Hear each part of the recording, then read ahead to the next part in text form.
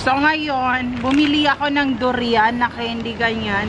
So ito ay 4 ringgit lang siya. So ngayon, titingnan natin ng durian. Alam nyo, hindi ako fan talaga ng durian. But we try this one. So ano na rin to, vlog na rin to sa food testing na content ko sa aking YouTube channel. So ibaba muna natin to, tapos tingnan natin na kung anong lasa. So ayan. Nakita nyo ba ako? O yan.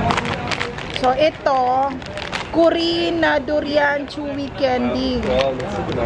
Made in Malaysia. Buatan, Malaysia. So ayan. Trivia, sabi nila ang pambansang prutas ng Pilipinas ay durian or the chang fruit. But it's not the same fruit in the Philippines because there's no chang fruit grow in Philippines. Walang durian sa Pilipinas. Walang tanim na durian sa Davao. And sabi ko, paano siya naging pambansang prutas nga na fame number 1 in the Philippines.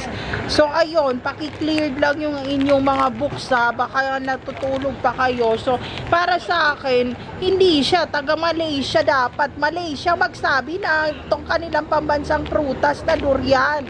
So ayun, tikman natin.